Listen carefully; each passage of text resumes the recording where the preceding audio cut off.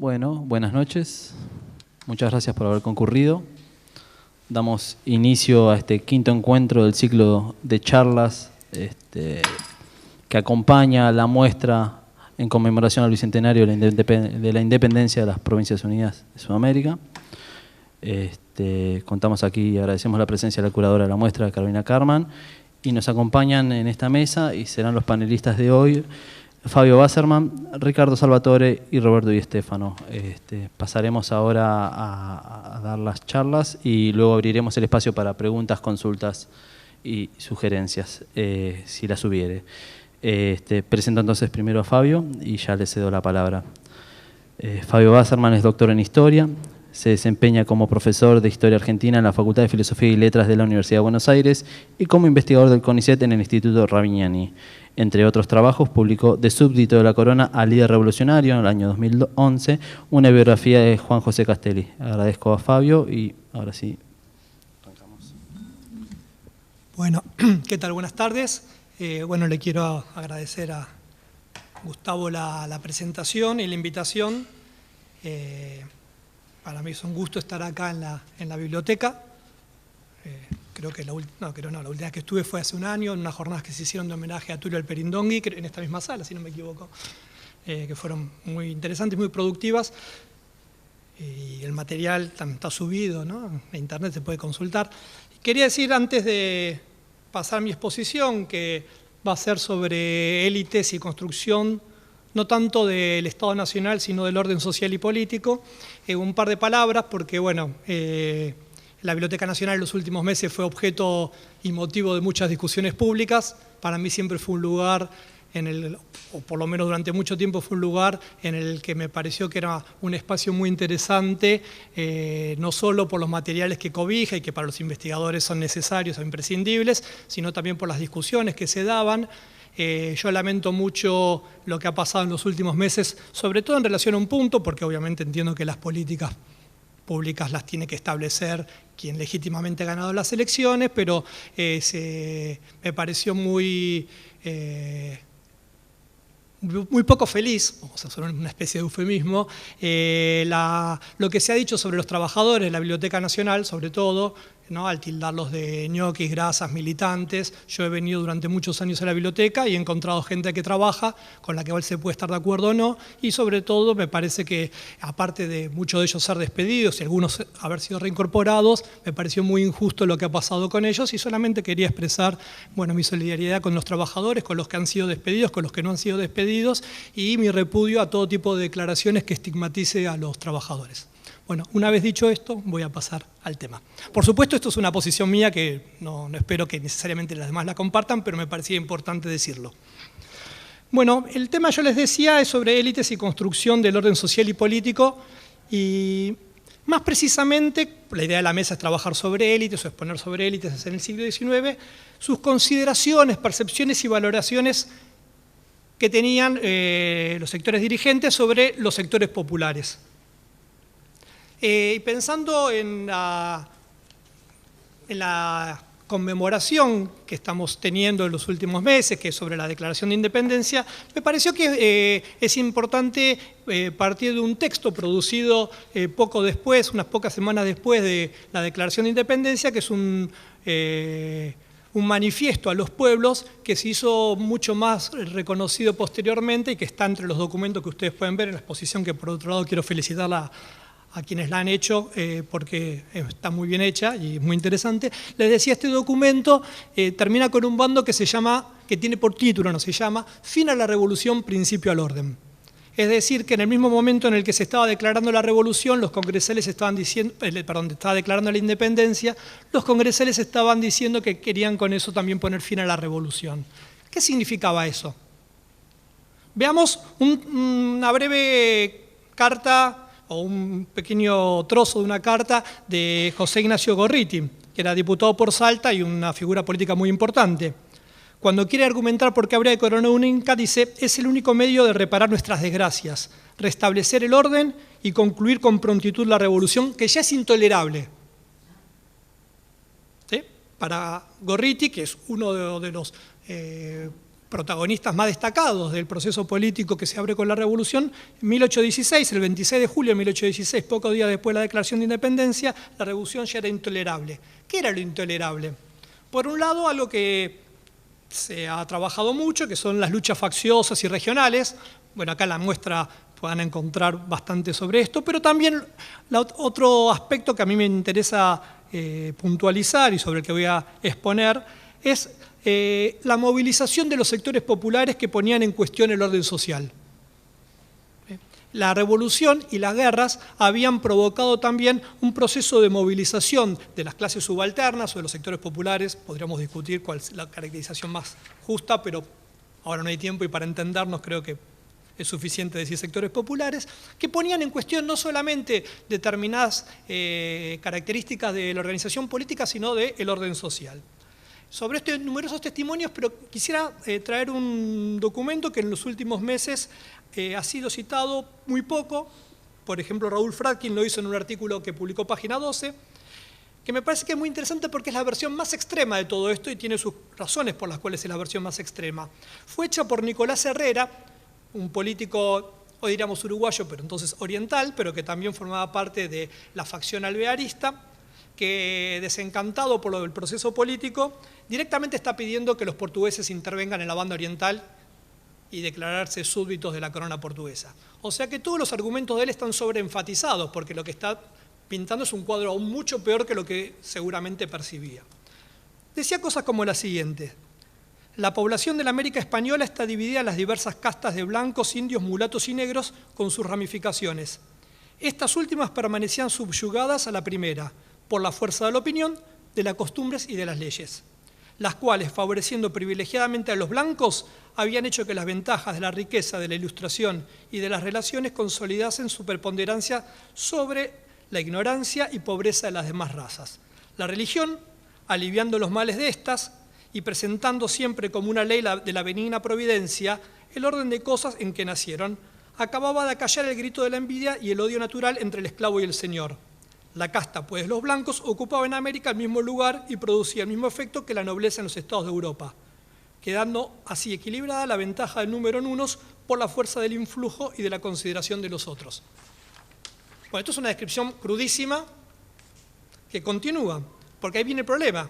La revolución vino a dividir entre sí a los blancos. Es un esquema, en cierto sentido, parecido al que va a utilizar Sarmiento en el Facundo tiempo después. El problema es por qué la barbarie entra en la ciudad, es porque hay luchas entre la fuerza de la civilización. Entonces dice, la revolución vino a dividir entre sí a los blancos. El furor ciego de partido hizo que echasen mano de cuanto estuviese a su alcance para hacerse mutuamente odiosos y ridículos. Y así acostumbraron al indio, al negro, al mulato a maltratar a sus amos y patronos.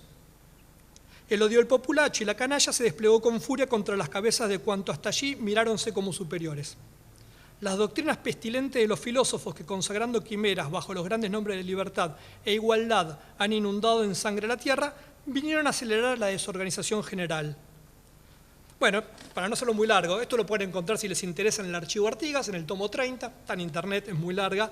Lo que termina diciendo es que, bueno, finalmente es que una vez desatada la guerra social, ya no es un problema entre distintas facciones de la élite. El problema es que esto pone en cuestión todo el orden social. Bueno, ¿a qué se le hacía intolerable a Gorriti? Esto.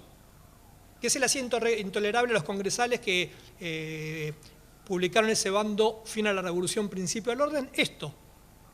No solo o no tanto las luchas facciosas y regionales, sino lo que tiempo después, o poco tiempo después, se llamaría la guerra social. ¿Sí? Entonces, lo podemos contextualizar, este es un documento muy particular porque está tratando de convencer al rey de Portugal de la ocupación. Entonces dice, bueno, finalmente, si ustedes no ocupan la banda oriental, esto les va a pasar a ustedes.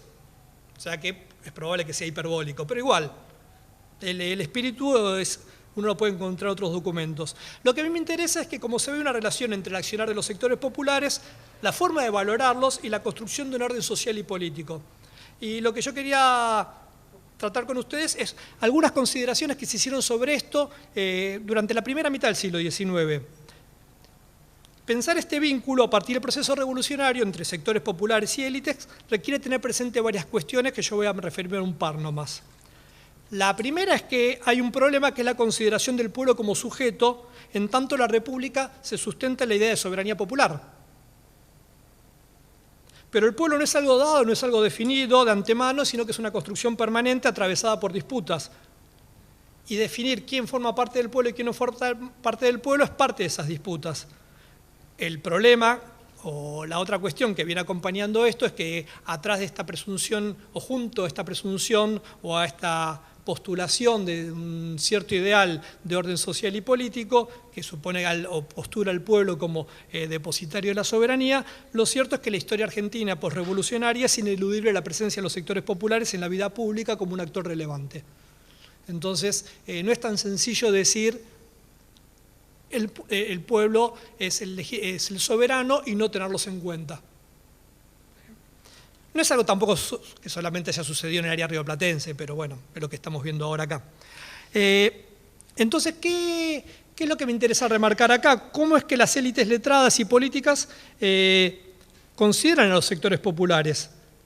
En principio no lo consideran como un sujeto legítimo, pero a su vez son motivo de constante preocupación, ya que no pueden ser ignorados por motivos ideológicos. Bueno, se postula la soberanía del pueblo, o políticos, porque su presencia es necesaria en las disputas políticas y militares. Entonces, frente a eso, lo que aparece es el rechazo, el desconocimiento, el temor, o en el mejor de los casos, la compasión. Pero lo que me parece que es muy relevante es que más que sujetos sociales, desde este punto de vista, constituirían un objeto. Serían objeto de discurso, objeto de disciplina, objeto de reforma.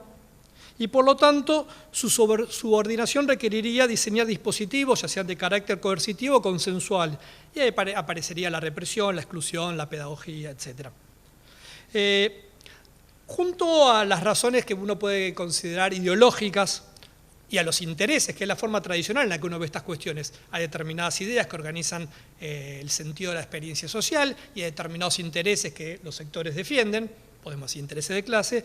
Hay también otro elemento que no siempre es tenido en cuenta porque es mucho más difícil de percibir, pero que uno detecta que está presente en las élites rioplatenses y las élites en general del siglo XIX, me arriesgaría a decir del siglo XX y hasta del siglo XXI, que es una sensibilidad, una estructura de sentimiento, como planteó un autor marxista inglés, Raymond Williams, antiplebeya o antipopular. Es decir, una sensibilidad antipopular, antiplebeya. ¿Por qué lo distingo de la ideología y de los intereses? Porque bien puede ser que haya un sector político ideológico que postule una defensa de los sectores populares, pero a su vez sienta un temor, un desprecio, un rechazo. No es muy difícil de encontrar eso. La historia de la izquierda argentina tiene, por ejemplo, mucho de eso, ¿no?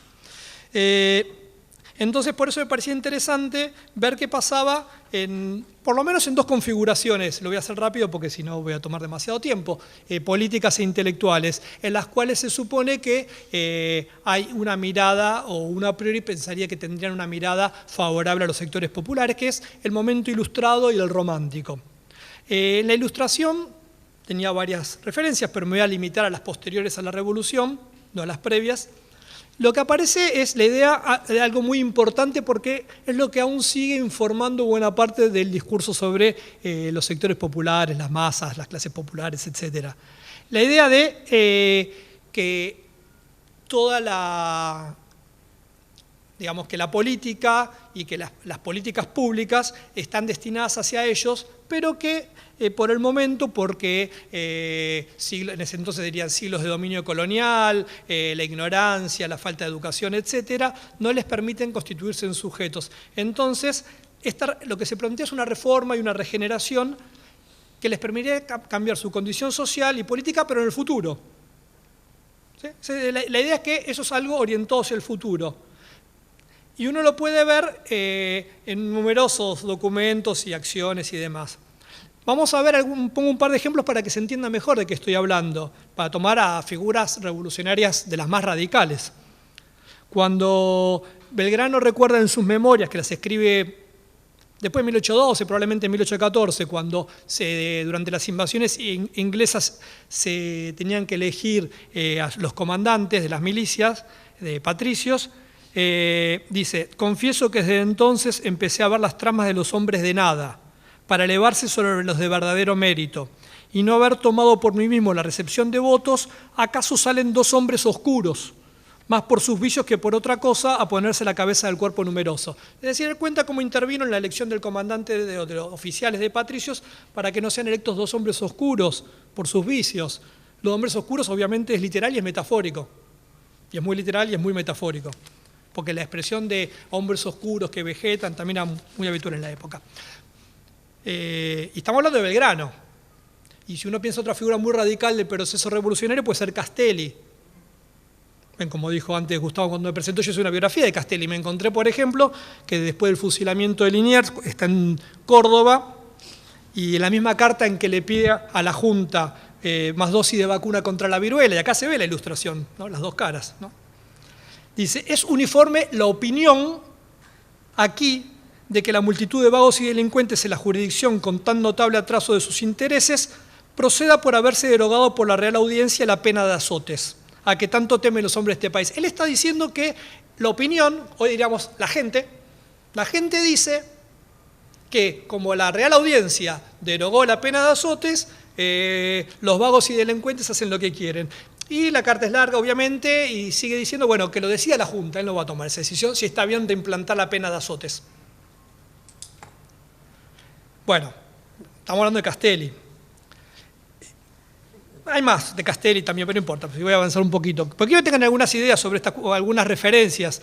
Hay un texto que nosotros utilizamos mucho, los historiadores del periodo, que son las memorias de Juan Manuel Beruti, porque son muy interesantes, porque las va escribiendo al calor de los hechos. Entonces uno puede ir viendo sus cambios de posición. En 1811, Beruti era morenista. Y se mostraba sorprendido por los cambios que la revolución provocaba en la suerte de las personas todo el tiempo. Y decía, en esta metamorfosis política, los hombres de séquito y representación se han visto abatidos y la gente común de la plebe, aunque no generalmente, engrandecida y ocupa los rangos de primer orden. ¿Sí? Está preocupado por eso. Es la preocupación que tenía después Nicolás Herrera y que obviamente con el desarrollo con la profundización de la revolución y sobre todo de las guerras, cobraría un cariz cada vez más profundo. Voy a hacer una última referencia de este primer momento, que es un poco posterior en realidad, pero porque la hizo un diputado del Congreso de Tucumán, que es una calle acá muy cercana, que es Teodoro Sánchez Bustamante, lleva a la calle su nombre, en un texto muy lindo que escribió un historiador, Gustavo Paz, que se llama El orden es el desorden, el texto de Gustavo Paz. Lo que muestra es cómo la conflictividad que trae en la región de lo que es el actual noroeste argentino, en la zona salto-jujeña, el movimiento liderado por Martín Miguel de Güemes en la segunda parte de la década del 10, había trastocado o había afectado las relaciones sociales y económicas. Entonces, Sánchez Bustamante en 1829 estaba reclamando en un escrito que le devolvieran tierras que le habían sido quitadas y recordaba lo que le había hecho un sargento de milicias, uno de estos hombres oscuros que habían ascendido. Que no se preocupara porque le había ido a reclamar. Sánchez Bustamante, un diputado del Congreso de Tucumán y una figura muy importante, tanto en términos económicos como políticos. Le dice ese soldado, ese hombre oscuro, que no se haga problemas, porque ahora el orden es el desorden. Entonces, eso explica en parte también antiguas concepciones que estaban vigentes sobre cuál es el rol, el lugar que pueden tener las clases subalternas, pero qué pasa cuando estas adquieren politicidad y en medio de enfrentamientos y con rasgos de autonomía en la posibilidad de manifestar y de expresar sus intereses. Salto unos años, voy al otro momento, que me parece que es muy importante porque es otra de las grandes matrices en las que se conformó ciertas ideas o ciertas formas de concebir a la sociedad y a la historia argentina, que es el momento romántico, es decir, Alberdi, Sarmiento, Echeverría, Juan María Gutiérrez, Mitre. Voy a hablar solo de Alberdi. Ustedes saben, o no tienen por qué saberlo, pero que hubo un primer momento de la... Perdón, porque sé que estoy hablando rápido, pero tengo poco tiempo y quiero terminar. Un primer momento de la generación del 37, de la generación romántica, que es un momento socialista. ¿Sí? Socialista, que se consideran socialistas. No tiene nada que ver con el socialismo que nosotros entendemos como tal, pero sí tenía una idea de... una cierta mirada sobre lo social, incluso diría más sobre lo social que sobre lo político y sobre ciertos valores basados en una idea de igualdad que es bastante difícil de definir. Escribe Alberdi en el fragmento preliminar al estudio del derecho, el primer texto importante de la generación del 37 no literario, digamos. En 1837 lo publica, precisamente. Dice, la emancipación de la plebe es la emancipación del género humano, porque la plebe es la humanidad, como ella es la nación. Todo el porvenir es de la plebe. Esta plebe que Jesucristo amó y cuya inocente indigencia le trajo dignamente en todo tiempo las afecciones de los corazones simpáticos y grandes. Es también el objeto de nuestras insignificantes predilecciones. Todo conduce a creer que el siglo XIX acabará plebeyo y nosotros desde hoy lo saludamos por este título glorioso. En la educación de la plebe descansan los destinos futuros del género humano. Y así, bueno, la idea de una mejora. Porque cada uno dice, bueno, es una estructura de sentimiento, una sensibilidad favorable a la plebe. Bueno, cualquiera que conociera mínimamente a Alberdi sabe que es nada más alejado de esto. Porque obviamente lo que le está planteando es el mismo problema que ya se viene planteando desde la Ilustración. Este es el sujeto social al cual deben estar destinadas las políticas, pero no está en condiciones de... Y de hecho lo que le achacaban a los románticos, a la generación de los unitarios, es haberle dado el voto, como decía Echeverría en el dogma socialista, el voto y la lanza a los sectores populares, haber abierto las compuertas para que tengan una mayor participación en la vida pública. Por eso también dice en el mismo fragmento, la democracia es pues, como lo ha dicho Chateaubriand, la condición futura de la humanidad y del pueblo, pero adviértase que es la futura y que el modo de que no sea futura ni presente es empeñarse en que sea presente, no hay que forzar las cosas. Si nosotros ahora, que no están dadas las condiciones, le damos los derechos, no, vamos a ir por un mal camino. Y así sigue.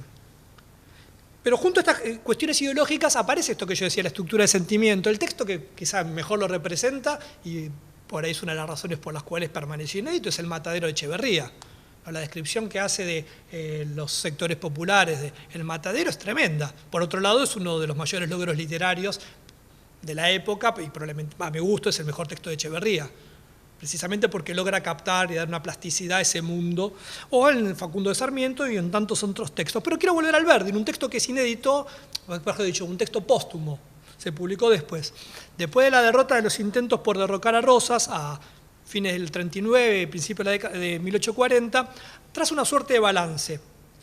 Y dice, y trata de justificar y explicar lo que para muchos fue como el gran error, que es la alianza con Francia. Si ustedes recuerdan, hay una alianza con Francia que bloquea a Buenos Aires y a las fuerzas antirrosistas se ponen, digamos, de acuerdo. Los unitarios a regañadientes primero no quieren saber nada, pero los románticos le impulsan. Y Alberdi es como la cabeza de lanza de esto. Tiene que explicarlo. Se lo explica a sí mismo, es muy interesante el documento. Es un derrotado haciendo el balance de una experiencia política. Es un gran documento. Se llama Acontecimientos en el Plata 1839-1840. Están los escritos póstumos en el tomo 15. Por supuesto está en Internet, todo está en Internet. Casi todo. Dice, nuestra idea era la de garantir por medio de un tratado con la nación francesa la estabilidad de una carta constitucional que asegurase a la porción más civilizada y culta de nuestro país una preponderancia en la dirección social, contra las propensiones de las masas ignorantes. Acá ya no es la plebe, acá son las masas ignorantes. Dice, a subyugarla por la fuerza brutal a estas masas ignorantes, ligar a la minoría ilustrada con una civilización extranjera a fin de hacer mayoría contra la clase ínfima del país, no ínfima por minoritaria, sino ínfima por su condición social, que siempre está dispuesta a servir de instrumento de dominación despótica al primer demagogo que, como Rosas, supiese encaminarla a sus miras. Por supuesto, este es el argumento que siempre se utiliza, como son ignorantes, el populismo, la demagogia, etcétera, etcétera, ¿no? Porque aclara, no es que está mal el gobierno de las masas, en Estados Unidos están bien, pero porque ahí hay una tradición de manejo de la cosa pública. Acá el tema es que no están en condiciones, y aparece de nuevo lo que aparece de la Ilustración, es en el futuro. Es en el futuro que eso va a ser posible. Tenía más cosas, si hay tiempo después y les interesa, les leo una carta muy linda de un dirigente rosista, Rosas, después de caído Rosas en el 62, José María Patrón Rojas, que dice algo más sobre esto. Pero quiero ir al cierre de lo que quería plantear. Si prolongara, este análisis se podría prolongar, ¿no?, en configuraciones posteriores, ideología del positivismo, podríamos ver la reacción frente a la inmigración europea, a la inmigración interna, a mediados del siglo XX, calificada como cabecitas negras, la actual inmigración latinoamericana. No es basta leer, digamos, los comentarios de las páginas de los diarios, ¿no? El diario se publica cualquier cosa, uno ve los comentaristas y es esto, pero una versión cloacal, por decir de algún modo. Entonces, ¿Cuál es el problema que yo quería plantear? Y les pido perdón si fui un poco rápido y si algunas cosas no se terminaron de entender. Que el problema que se plantea con la revolución y con la vida política que surge con la revolución y de la cual nosotros, con muchas modificaciones, seguimos siendo herederos, la constitución de nuestra sociedad tiene una marca muy fuerte ahí, es que el problema es que el pueblo es el sujeto de la política, pero son los grupos letrados consideran para que lo sea verdaderamente, deben transformarse, no tienen que ser lo que son. Tienen que cambiar su naturaleza. Y esa transformación requeriría de una práctica política, como por ejemplo la educación, y que eso es algo que ya estaba planteado desde los ilustrados, ¿no? Que tenía una fuerte pulsión pedagógica. La educación en un sentido amplio, no la instrucción formal solamente, sino en la transmisión de valores, de enseñar qué es lo que está bien o qué está mal. El siglo XIX tenía otras alternativas para esto. Había formas de votos restrictivos, ya sea por las capacidades o por el nivel económico, ¿no? El voto censitario, el voto capacitario. Pero lo más importante de todo es cuál es el problema político que esto acarrea. Que mientras no se produzca esa transformación, deben ser apartados, deben ser guiados, deben ser orientados, o reemplazados o representados.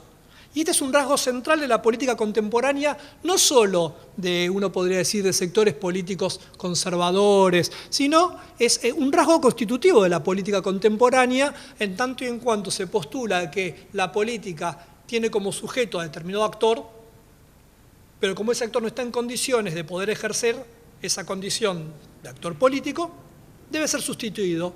Y para poner un ejemplo, para que se vea que no es un problema solo de una determinada configuración política, es el mismo problema que se le planteó al marxismo muchas veces, cuando plantea que el sujeto revolucionario es la clase obrera, pero como la clase obrera no tiene conciencia de sí, es el partido el que reemplaza la conciencia de la clase. El movimiento lógico es el mismo. Se postula que hay un determinado sujeto que es el que tiene que llevar adelante o un determinado sujeto político, pero ese sujeto político no está en condiciones de poder hacerlo. Y entonces aparece un actor externo que es el que lo lleva adelante. Y eso es uno de los núcleos que articula la política contemporánea, sin la cual es imposible entender ni la relación entre élites y sectores populares, ni los procesos de construcción de orden social y político, ni lo que era el motivo de esta mesa, y yo fui por un lugar muy lateral, que es el proceso de construcción estatal nacional, y obviamente esto tiene que ver también con el sistema de representación y de legitimidad de la ocupación y del uso del espacio público que pueden tener los distintos sectores de la sociedad. Así que bueno, les agradezco mucho y ha sido un gusto estar con ustedes.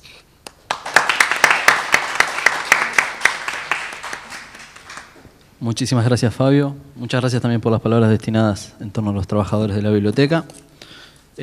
Continuamos con esta mesa que, como bien dijo Fabio, tiene por tema las políticas intelectuales durante el siglo XIX en el complejo proceso de construcción del Estado Nacional Argentino.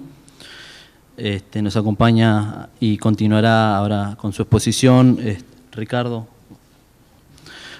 Salvatore, quien ha escrito un artículo en el catálogo de la muestra, que para quienes no lo han todavía recorrido o no lo han visto, lo encuentran ahora a disposición en la mesa, y si no, en la librería, en el puesto de Las Heras, también van a poder ubicarlo.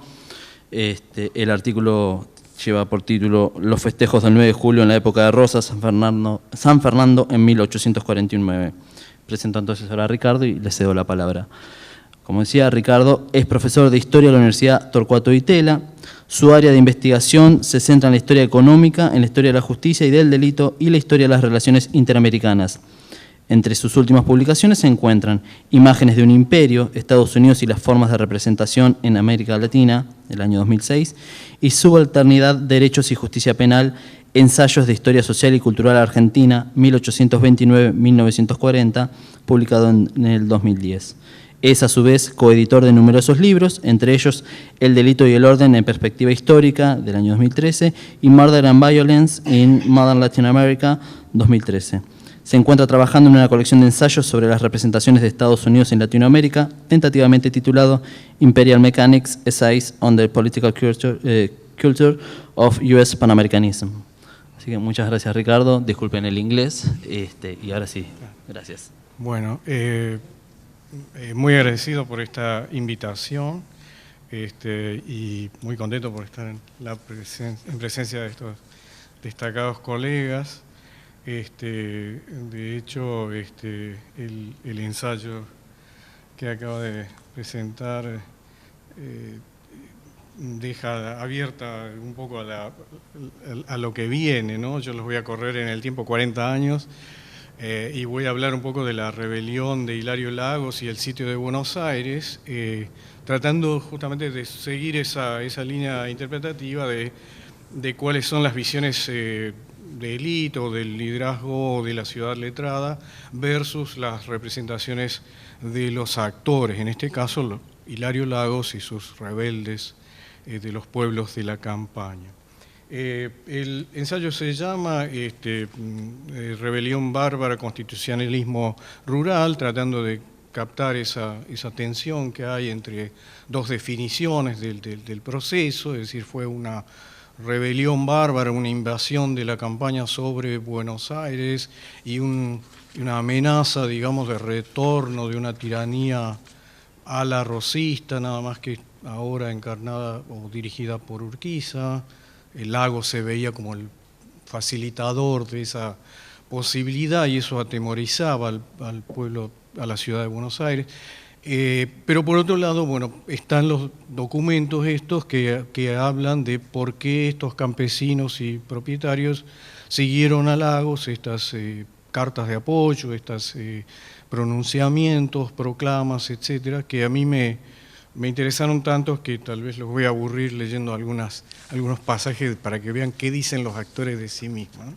Y dicen una cosa muy, muy, muy diferente, ¿no?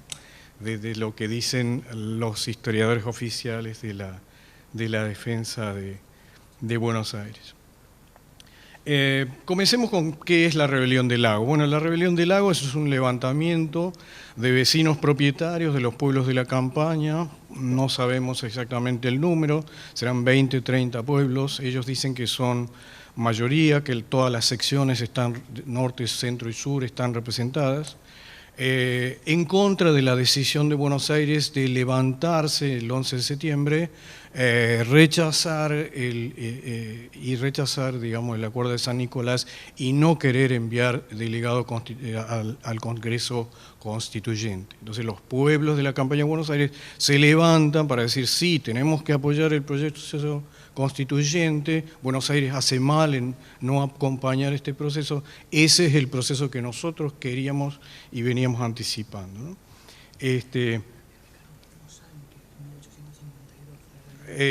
Sí, en algún momento lo iba a decir. La rebelión dura desde diciembre de 1852 hasta julio de 1853. Creo que a mediados de julio ya las tropas se están desbandando, ya ha ganado la ciudad sobre el rebelde Hilario Lagos, un coronel también.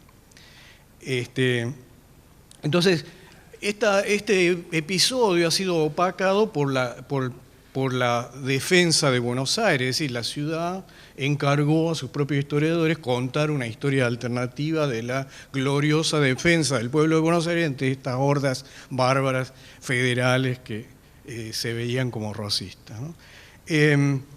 Entonces, simplemente transmito esta sorpresa mía en leer las actas de apoyo que uno encuentra en el archivo, sobre un discurso totalmente diferente y que abre posibilidades a nuevas interpretaciones, ¿no? Entonces me pregunto acerca de este vocabulario y qué ideales hay detrás de estas proclamas, me pregunto acerca del entendimiento campesino, del proceso constituyente y también, bueno, como los actores lo dicen y lo escriben y lo firman, digamos, hay digamos, los campesinos o los propietarios, vecinos del campo, están haciendo contribuciones a la teoría política, es decir, tienen todo un argumento sobre la retroversión de la soberanía que reaparece después de la independencia. La independencia era un elemento básico de la discusión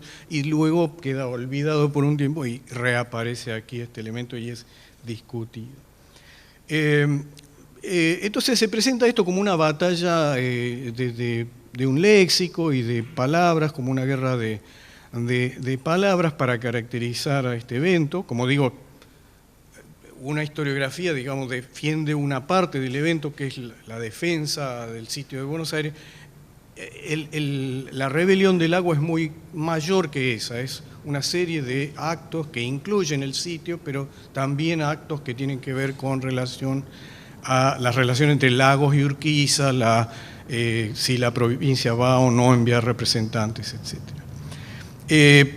En principio se presentan estas dos representaciones en pugna. Por un lado está la idea de rebelión bárbara, una ciudad invadida por caudillos nuevamente o ejércitos irregulares.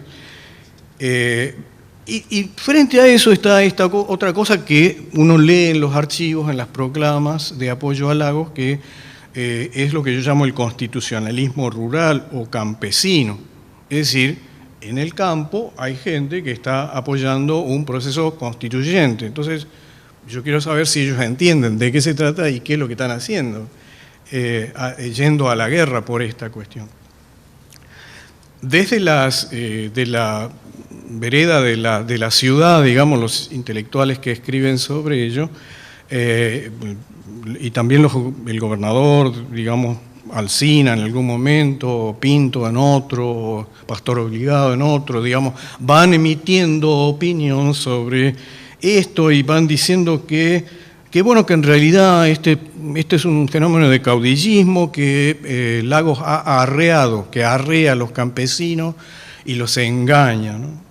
Y de hecho, bueno, más adelante puedo volver sobre eso, pero usan esta palabra que dice los alucina, ¿no? Alucinar quiere decir engañar, digamos, como narcotizar a las personas para que... Y por otro lado, dicen que han usado el viejo método de la coerción. Entonces, el engaño y coerción son las armas que tienen estos caudillos para arrastrar campesinos a una guerra a la ciudad, ¿no? Pero por otro lado, digamos, lo que ellos están diciendo es que, bueno, no, están hablando de libertad, de derechos ciudadanos, de proceso constituyente, y cuando finalmente forman una convención alternativa en la provincia de Buenos Aires con soberanía para mandar congresales, esto ya al final del periodo, cuando ya están por ser derrotados, ellos siguen procedimientos que son espectacularmente formalistas, digamos, ¿no? En San José de Flores hacen una convención provincial alternativa y empiezan, lo primero que hacen, discuten el reglamento. Y parece que están replicando algo que conocen por las acciones de la Cámara de Representantes. Bueno, comencemos. ¿Cuál es el ideario de los rebeldes, ¿no? Yo creo que los quiero convencer que son constitucionalistas, que quieren un gobierno republicano y federativo, pero a su vez quieren poner fin a la guerra civil y que están a favor del progreso y la civilización. Y esto lo dicen explícitamente. Yo les voy a leer pasajes donde estos tipos parecen románticos, es decir, están muy convencidos de que ellos quieren ir al progreso y a la civilización, ¿no? Pero también discuten, y esto es muy novedoso, el principio de la retroversión del poder, y eso no está muy discutido en la historiografía, de que ese era un argumento central por lo cual ellos hacen la revolución. Los pronunciamientos de los pueblos también, se dice, son voto unánime, ¿no? Son actas que firman muchos vecinos propietarios, digamos 60 en un pueblo chico, 300 en un pueblo grande. Y eso ellos lo consideran el voto. Ellos hicieron un voto a favor del lago, en apoyo de Lagos y en apoyo del proceso constituyente, un voto en contra de la Cámara de Representantes o la Sala de Representantes de la Ciudad de Buenos Aires, y anteriormente ya han pedido la renuncia de Alsina, pero la renuncia de Alsina viene fácil, sale fácil, eso. Inmediatamente Alsina presenta la renuncia y se va. Entonces lo que están pidiendo es que vuelva el poder a ellos. Dicen, aquellos representantes que ya no nos representan porque han hecho este acto de traición a la patria, que es no adherirse a un proceso constituyente, nosotros le quitamos el poder vuelve a los pueblos de la campaña, y nosotros ahora, el gobierno que ellos tienen no es legítimo porque la mitad de los representantes ya no es válido, ¿no? Esto es un argumento que es interesante y merece ser considerado. Y entonces, bueno, y cambian un poco la noción del voto, porque el voto en realidad son unas cuantas actas y no firma todo los del pueblo, todos los electores, ¿no? Yo al final, y ahora me doy cuenta que probablemente este ensayo está escrito al revés, que debía haber empezado por allí, digamos. Al final hay un subtítulo que se llama Barbarizando la rebelión, en la cual después de derrotado Lagos, hay un historiador de la ciudad que se llama José Luis Bustamante y que escribe una pieza llamada Ensayo histórico de la defensa de Buenos Aires y que hace una defensa histórica de la defensa, los pone como en términos gloriosos a las guardias de Mitre, a todos los que salvaron a la ciudad, y no hace más que, ¿no es cierto?, ensuciar a los rebeldes, tachándolos de haber cometido pillaje, haber cometido asesinato de mujeres, torturas, todo tipo de atropellos, y no deja escapar momento, como digamos, para ponerle dramatismo y cargar un poco la rebelión con suficiente dosis de barbarie, ¿no? Puedo ir y brevemente referirme a eso simplemente para ver cómo es lo que el historiador indio Ranajit Guha llama la prosa de la contrainsurgencia, es decir, cuando el vencedor escribe sobre el rebelde, está haciendo una anatomía falsa de la contrainsurgencia. Y esto es lo que hace, bueno, Bustamante, ¿no? Bustamante dice, por ejemplo, bueno, que el líder, separa primero el liderazgo de las masas, ¿no? Dice, el líder es un rebelde, ha cometido actos de traición a la patria, actos de rebelión, ha engañado a los campesinos, dice, el líder no tiene nada que se parezca a un ejército regular, maneja una guerrilla gaucha, una montonera, ¿no? Lo cual no era cierto, digamos, los ejércitos eran igualmente desarreglados, digamos. Y insiste con este tema de que los campesinos son engañados, y aquí aparece nuevamente esta palabra que los alucina, ¿no? Entonces yo tengo esta idea, este entusiasmo de que tal vez había mucha droga en ese momento, que uno podía entusiasmar porque alucinar significa soñar cosas que son irreales, tener visiones ilusorias. También en el texto se ridiculiza la idea de la ciudadanía campesina, se habla como hablaría un Alberdi del caudillismo. Todo caudillo es un gobierno sin instituciones, un gobierno personalista. Hay acusaciones de violencia y de pillaje, se dice que se apresan y se torturan civiles, se relata un degüello en un saladero de 2 jóvenes de la élite que lo tiran en una cuneta después de degollarlo en un saladero de Ortiz de Rosas. ¿Me entendés? La simbología es total con el saladero de Echeverría y con la época de Rosas. Relata una escena donde una señora decente viene a convencer a su moreno soldado que vuelva a la ciudad, que vuelva a la civilización, y el moreno la hace azotar a la señora. 300 azotes le dan a la pobre señora, y el moreno, como ve que los soldados se conmiseran con estas damas, le da hasta que, digamos, la deja medio muerta, ¿no? También, se habla de los negocios, ¿no? Que la milicia gaucha ha entrado a acaparar las provisiones de verdura, leche y carne, y que empiezan a negociar. Ellos no tienen sueldo, entonces empiezan a negociar y, como que empiezan un negocio ilícito dentro de lo que debería ser una guerra, ¿no? Entonces, como que... y al final, yo de ahí rescato una pieza muy importante que es al final de este proceso, un mes después, el 18 de agosto de 1853, el gobernador obligado emite un perdón diciendo que los campesinos, porque han sido arrastrados a la guerra, no son culpables. y que sí lo son los jefes militares que son traidores a la patria, etcétera, deberán ser ejecutados, etcétera. Bueno, vuelvo a donde quería ir, ¿no? Que son las representaciones, las actas de apoyo a Lagos y su rebelión y qué nos dicen, ¿no? Podemos empezar, digamos, con una, diciendo que hay actas largas y cortas, ¿no? Hay una que tiene un texto y otra que tiene otro texto prolongado, ¿no? Y las dos son parecidas, pero la larga tiene más contenido ideológico. Parecen haber sido copiadas unas de otras, o sea, se iban sublevando los pueblos y firmando estas actas, pero en distintos días o semanas. Yo lo que veo es que no eran copiadas, sino que eran leídas en voz alta y transcriptas, la del otro pueblo. Entonces se cometían muchos errores de transcripción y de ortografía, ¿no? Pero eran parecidas, había como dos tipos, ¿no?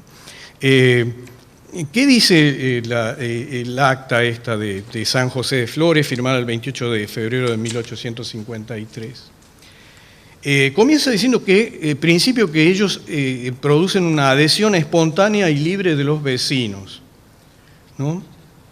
Que el motivo de su apoyo a Lagos, y esto no tiene mucho que ver con la propia proclama de Lagos, la proclama de Lagos tiene otro discurso, ¿no?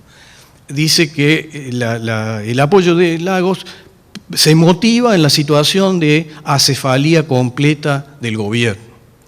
Y esta acefalía está asentada en la noción de que ellos mismos y todos los pueblos están retirando su delegación de poder en los representantes. Entonces los representantes ya no les pagaremos, no son nuestros representantes. Y ahí aparece por primera vez esta idea de la retroversión del poder. Dicen que el gobierno de la ciudad ha sido cooptado por mandatarios desleales y refractarios, un círculo de agitadores que han usurpado un poder que ya no les pertenece.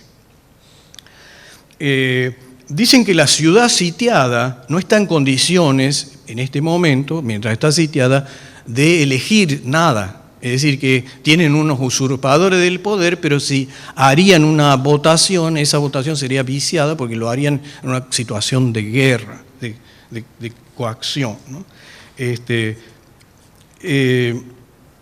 Y entonces dice que no pueden votar libremente.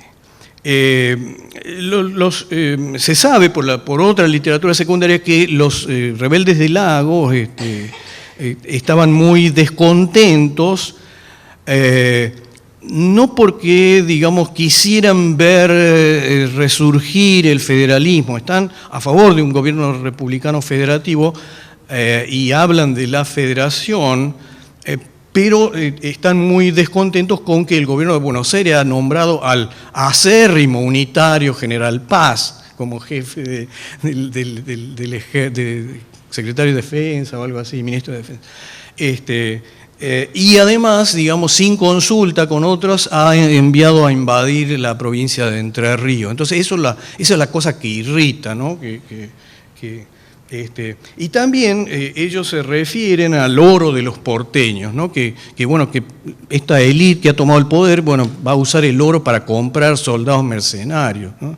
Y en realidad están hablando de los extranjeros, de extranjeros que se venden por oro. Son los reclutas nuevos extranjeros que trae Mitre, ¿no es cierto? Entonces, como que desde el campo se está viendo totalmente diferente al gobierno de la ciudad. Les leo algunas partes, ¿no? Dice: reunidos los vecinos infrascriptos espontáneamente con el objeto de buscar los medios más adecuados, lo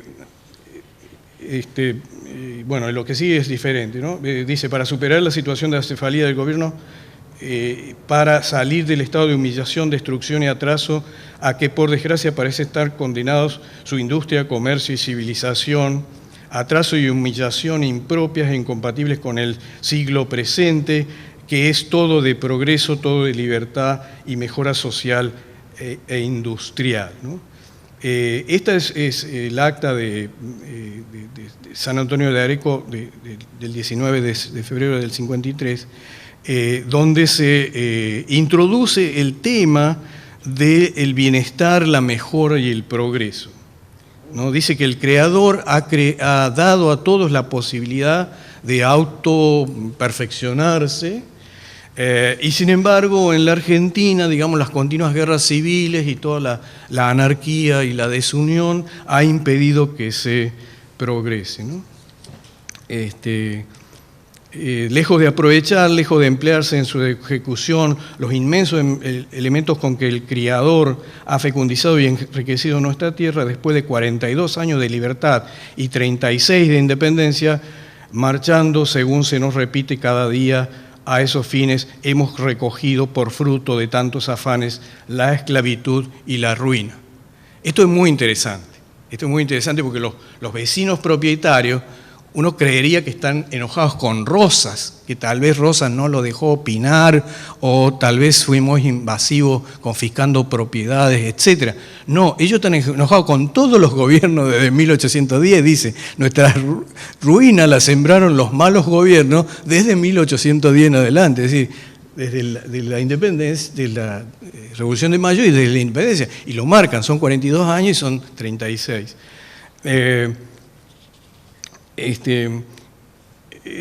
También se deposita aquí una mirada entristecida sobre el pasado, una mirada que habla de destrucción, de despojo, de atraso, ¿no? Uy, que mucho me he perdido. Curiosamente, bueno, estos vecinos se autoexculpan, ellos dicen que nosotros y menos nuestros antepasados hemos echado un solo combustible en esta hoguera donde se han fundido tantos elementos de vida y de grandeza. Jamás hasta ese momento ha habido uno de los habitantes de este partido que haya tenido acción ni participación para deliberar sobre asuntos de conveniencia pública, ni aún para emplear nuestros propios recursos en sentido de mejorar, ¿no? Sino que sin que se hayan burlado nuestros buenos deseos o al menos escatimados esos mismos recursos para emplearlos en objetos, si no perjudiciales, al menos extraños a nuestra voluntad. O sea, lo que están diciendo es que con el despilfarro de nuestras reses, nuestro ganado, nuestras tierras, nuestra producción, los gobiernos se han peleado entre ellos y no nos han dado voto, ¿no? Esto es una exculpación, me parece muy argentina, porque ellos están diciendo nosotros no fuimos... Y después se refieren al tema de la civilización. Dicen, ¿qué es lo que falta? Dicen, un solo templo donde los cristianos adoren al Creador, una sola escuela donde nuestros hijos reciban siquiera los primeros elementos de una regular educación, un solo establecimiento de piedad o beneficencia que señale siquiera el paso de la civilización por estos lugares, ¿no? Tiene una visión medio estrecha de la civilización, ¿no es cierto? Una escuela, un templo y un sitio de beneficencia. Pero están queriendo que haya ciertas mejoras y en ese sentido están mirando un futuro que es la era del progreso. O sea, quieren que se acaben las guerras civiles y empiece una era del progreso. Y piensan que Urquiza ha realizado una revolución feliz, que su pronunciamiento tendía a la unión de los argentinos y a la paz, etcétera, y que fue erróneamente rechazado por el pueblo de Buenos Aires. Bueno, no tengo mucho tiempo, pero ellos son constitucionalistas, apoyan la doctrina de Urquiza, que es reproducida por las cosas que dice Lagos. Quieren la unión de las provincias, la fusión de los partidos y la paz. De hecho, ellos dicen que van a la guerra creyendo que esta será la última guerra, que con esa guerra lo conquistarán la paz, ¿no? Pero a mí también me interesó un tema que me pareció muy interesante, esta cuestión de que ellos dicen que conocen y tienen opinión, ¿no? Y de hecho ellos dicen que ellos saben del acuerdo de San Nicolás, saben del 11 de septiembre, saben del rechazo, saben de la invitación a la formación de la Convención Constituyente, saben que la Constitución futura va a tener un principio federativo y así lo esperan, Pero dicen algo que es muy interesante. Dicen, nosotros teníamos la opinión formada una vez que estuvo el pronunciamiento de Urquiza. O sea, mucho antes del pronunciamiento de Lagos. O sea, cuando vino Lagos a nuestro pueblo, nosotros ya teníamos la opinión formada, ya habíamos formado una opinión política sobre lo que estaba pasando en la nación y ya sabíamos lo que teníamos que hacer. Esto es muy interesante para esta cuestión de quién lidera y quién da el mandato, ¿no? Y de hecho, cuando se produce esa votación, que son las firmas de ellos, se dice que ellos, cuando vino Lagos, ellos lo rodearon al coronel Lagos y le dieron su apoyo, ¿no? Pero lo rodearon, como que ellos hicieron prevalecer su voto. Y lo que le dicen es que ellos apoyan tal y cual cosa, que él tiene un mandato para ir a hacer que la provincia de Buenos Aires o que el gobierno de la ciudad se vuelva al proceso constituyente. Y que lo tiene que cumplir a eso, que ese es el mandato de los vecinos. En las siguientes partes de este ensayo yo presento un momento donde llegan 3 delegados de Santa Fe con la nueva constitución, la traen en un paquete, son 4 códices, dicen ellos, y se lo entregan al general Lagos.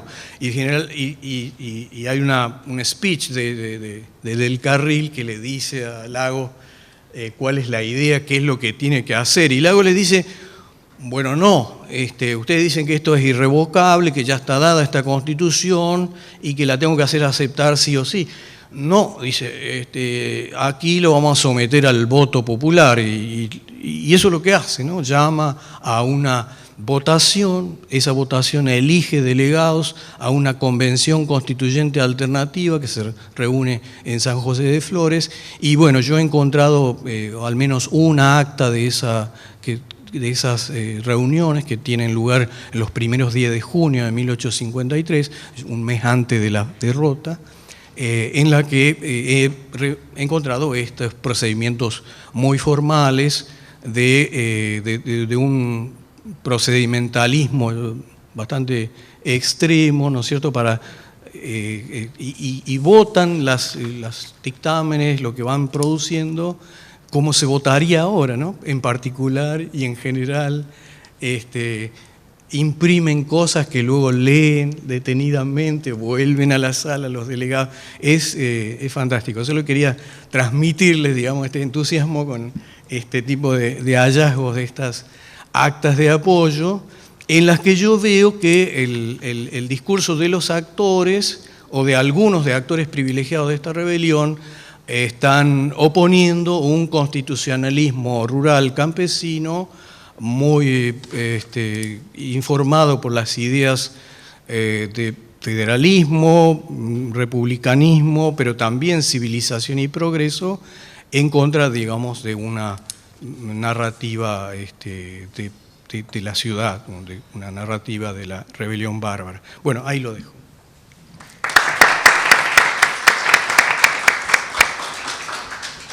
Muchas gracias, Ricardo, muy interesante. Pasamos ahora a la exposición de Roberto Di Stefano, licenciado en Historia por la Universidad de Buenos Aires y doctor en Historia Religiosa por la Universidad de Bolonia. Es investigador independiente del CONICET y profesor titular de la Universidad Nacional de La Pampa. Entre sus libros destacan La historia de la Iglesia Argentina, de la conquista a fines del siglo XX, escrito en coautoría con Lori Sanata en la edición del 2000 y una segunda edición en el 2009, El púlpito y la plaza, clero, sociedad y política de la monarquía católica a la República Rosista del año 2004 y Ovejas Negras, historia de los anticlericales argentinos del año 2010. Bueno, muchas gracias, buenas noches y agradezco también la invitación a esta actividad que me parece muy importante y que también es muy importante para nosotros porque nos da la posibilidad de hablar a gente con la que habitualmente no tenemos contacto en el mundo académico.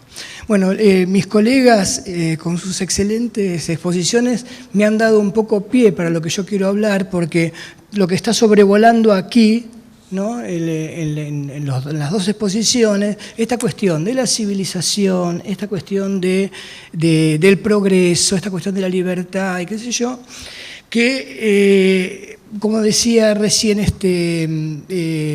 Ricardo, ¿no? En estas palabras que dicen los partidarios de Lagos, que hablaban de un templo, de una escuela, de la beneficencia, de la asociación, ¿no? Que son palabras muy del siglo XIX para hablar de eso que se llamaba en el siglo XIX la civilización, que se contraponía a la idea de la barbarie.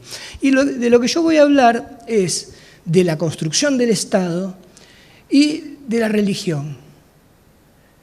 Fíjense que en el caso de lo que decían los partidarios de Lagos, el templo obviamente tiene que ver con la religión, pero en el siglo XIX la escuela también tiene que ver con la religión y la beneficencia también tiene que ver con la religión. Y nosotros tenemos una idea de que cuando hablamos del Estado no hablamos de la religión porque nos parece que el Estado y la religión son dos cosas que no tienen que ver, ¿no? Un poco esta cuestión de, bueno, el Estado tiene que ver con la modernidad y la religión no. Entonces, cuando el Estado es modernidad, es secularización. Secularización quiere decir que hay menos religión o que termina la religión. Y esto ocurre por varias razones, el hecho de que nosotros tenemos esta idea, que es una idea bastante falaz, y para el siglo XIX es completamente falaz. Tiene que ver con la idea que nosotros tenemos de secularización, ¿no? Esta idea de que si hay secularización no hay religión, que es la teoría clásica del siglo XIX, principios del XX, de qué significa la secularización. Hoy en día los estudiosos piensan más bien la secularización como los cambios que se producen en la religión, los cambios de adaptación de la religión. Y nosotros tenemos la cabeza, nuestra cabeza, organizada según una cuadrícula, que tiene que ver con la secularización. La política es una cosa, la religión es otra, la ciencia es otra, las expresiones artísticas son otras, es decir, compartimentos, ¿no? Y en el siglo XIX, cuando nosotros vamos a ver los documentos del siglo XIX, nos encontramos que para esta gente todo esto está muy fundido con la religión. Entonces tenemos que cambiar de cabeza para poder entender qué era lo que ellos pensaban. Y lo que yo quiero señalar sustancialmente es esto. La construcción del Estado, porque el Estado es el producto de una construcción, no tuvo siempre. De hecho, la palabra Estado quería decir cosas muy diferentes en la época en que, sobre todo, Fabio se refería. El Estado es producto de una construcción y la Iglesia Católica también es producto de una construcción. Ustedes me dirán, ¿pero cómo? La Iglesia Católica tiene 2000 años. Sí y no. Es decir, el cristianismo tiene 2000 años, pero la transformación de la Iglesia en lo que nosotros conocemos hoy como la Iglesia Católica, con las características que tiene hoy, es un invento del siglo XIX, es un proceso que se da del siglo XIX. Y que en la República Argentina, sobre todo, un poco en otras partes también, pero sobre todo en nuestro país, la construcción del Estado y la construcción de la Iglesia Católica, la Iglesia Nacional, la Iglesia Argentina, tienen muchísimo que ver entre sí. Y tienen muchísimo que ver con esta cuestión de la civilización, del progreso y de toda esta cuestión. Lo voy a decir, digamos, de una manera así un poco brutal y cruda, porque lo que quiero es provocar. En buena medida uno puede decir que la Iglesia Católica fue modelada por el Estado argentino. Es decir, se da un proceso de construcción del Estado argentino a partir de la segunda mitad del siglo XIX, después de que cae Rosas y demás, un proceso de construcción del Estado que redunda también en un tipo de iglesia muy diferente de lo que había antes. El Estado modela la Iglesia Católica y al mismo tiempo tiene que recortar algunas cosas, algunas cuestiones, algunos mecanismos de intervención de los eclesiásticos en la vida pública que resultan complicados. Esto es el tema de mi intervención. Porque, ¿qué es esto de la laicidad? Cuando nosotros decimos la laicidad del Estado, parece que la laicidad del Estado significa que si hay laicidad no hay religión, y además significa que la laicidad es una cosa absoluta y que existe siempre, siempre igual. Y la laicidad es el producto de relaciones de fuerzas entre iglesia y élites, de negociaciones, de ajustes, de reacomodamientos, y cambia. No es lo mismo la laicidad de 1890 que la laicidad de 1920, que la laicidad de hoy. Entonces, una cuestión central, que es la cierta característica esencial del liberalismo argentino que lo diferencia de otros liberalismos. En particular el liberalismo romántico de los románticos, ¿no? Que son los que van a aportar las ideas y los hombres para la organización, la llamada organización nacional. Y el liberalismo argentino tiene una particularidad que fue señalado oportunamente por ese gran historiador que fue don Tulio Alperindongui. Cuando él decía, el problema del siglo XIX para los liberales argentinos no era progreso o reacción, era civilización o barbarie. Esto es lo que estamos hablando, ¿no? Como para Facundo, el problema es civilización o barbarie. Mientras que para los mexicanos, o para los españoles, o para los colombianos, liberales, ¿no? Estoy diciendo, el tema es el progreso o la reacción, y el progreso va para un lado y la reacción tiene que ver con la religión y con el catolicismo. Los conservadores son católicos, los liberales son reformistas, o son anticlericales y demás. Los argentinos lo ven de otra manera. ¿Por qué lo ven de otra manera? Porque tienen un país inmenso, poblaciones dispersas que consideran ingobernables, gente que, como decía Fabio y como decía también Ricardo, es vista como gente que es ingobernable, inculta, gente oscura, gente a la que hay que disciplinar.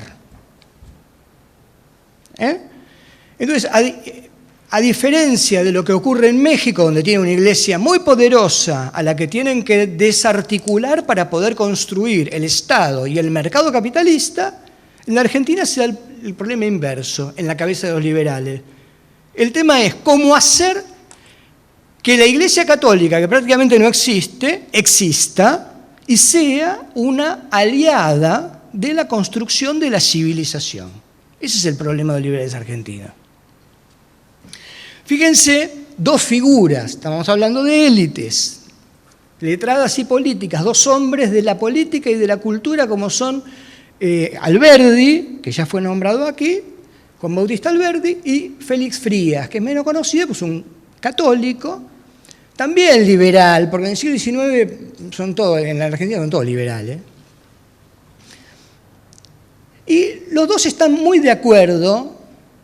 Porque el tema es este, si hay que construir la civilización, ¿quiénes son los agentes? ¿Quiénes son los que construyen la civilización? Esa es la pregunta. Yo quiero la civilización, ¿y quién la hace la civilización?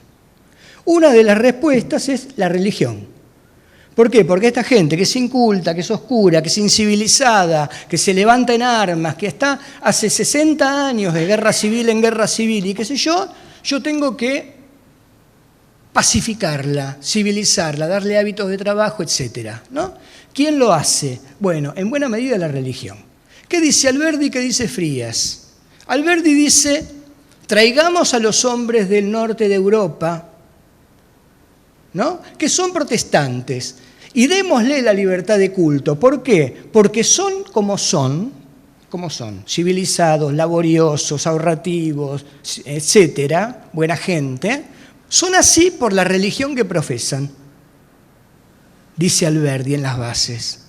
Y Frías, que está muy de acuerdo, además son amigos, y son los dos muy conservadores, Frías tiene una idea completamente opuesta, es decir, dice, sí es la religión la que va a civilizar, pero lo que nosotros tenemos que traer son católicos. ¿Por qué? Porque este país es un país católico, y si nosotros traemos protestantes, eso va a debilitar la creencia religiosa, y cuando se debilita la religión, se pierde la libertad, se pierde la civilización y todo, porque la base de la civilización es la religión, la base de la libertad es la religión. Entonces están de acuerdo en qué es la religión, no están de acuerdo en cuál. Ojo, con esto no quiero decir que Alberdi fuera anticatólico, lo que pasa es que está muy interesado en que venga esta gente que viene de los países protestantes. Hay una idealización de los protestantes. Entonces, para hacer de la Iglesia Católica un agente de civilización, hay que darle forma. Entonces, ¿qué es lo que hace el Estado para darle forma a la Iglesia Católica? Una de las cosas que hace es inventar una estructura de una iglesia nacional. En 1865, Bartolomé Mitre, que hace muy poquito tiempo que llegó a la presidencia de la República, crea el Arzobispado de Buenos Aires. Y a ustedes, esto a ustedes les puede parecer, bueno, ¿el arzobispado qué hace el arzobispo de Buenos Aires? Sí, dice misa, no estamos hablando de otra cosa en el siglo XIX. El arzobispado, antes de que Buenos Aires fuera arzobispado, el arzobispado era el de Charcas, que después de la Revolución había quedado en Bolivia. Y el arzobispado era, entre otras muchas cosas, un tribunal de apelación para causas que tienen que ver con lo que nosotros hoy llamamos derecho civil y familiar. Divorcios, por ejemplo, que tienen que ver con las herencias y cosas, dispensas matrimoniales. Estas élites, que son muy pequeñas, están integradas por poquitas familias que se casan todo el tiempo entre sí y se casan en uniones matrimoniales que en principio están vedadas por la Iglesia Católica. Tíos y sobrinas, por ejemplo, primos. Y para mantener su cohesión como élite, su propiedad y demás, necesitan casarse entre sí. Entonces son grandes consumidores de dispensas eclesiásticas y necesitan dispensas todo el tiempo. Entonces, para el Estado argentino no puede ser que los argentinos vayan a pedir dispensas a Bolivia por un problema de soberanía. Tiene que haber una iglesia argentina.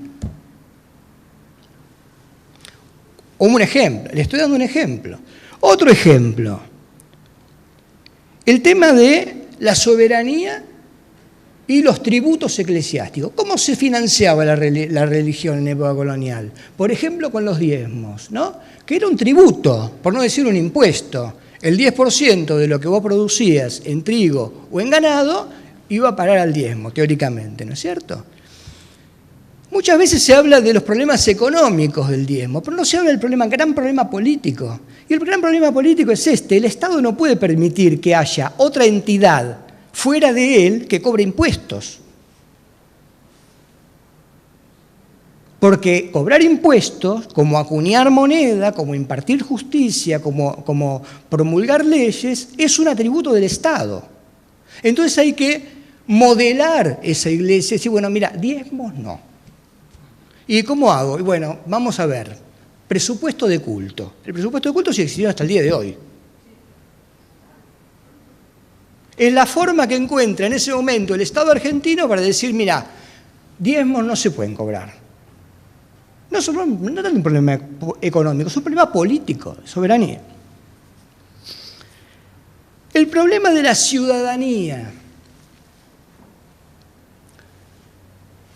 Si voy a traer esto que decía Alberdi, voy a traer gente, le voy a dar libertad de culto para que profesen su culto y qué sé yo, hay cosas que tengo que ajustar. Hay cosas que no se pueden hacer más. Por ejemplo, el problema de los cementerios.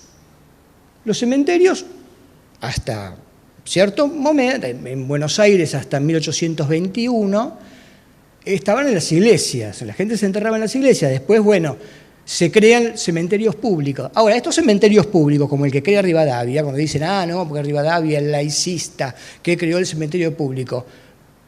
Mentira. El cementerio público que crea Rivadavia tenía jurisdicción eclesiástica. Era un camposanto que el obispo bendecía y en el que no se podían enterrar no católicos. Pero entonces, ¿qué hago cuando se mueren los protestantes? En algún lado los tengo que poner.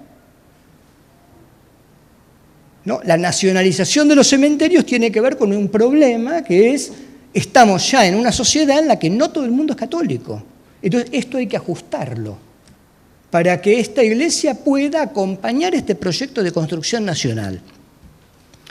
O crear ciudadanía.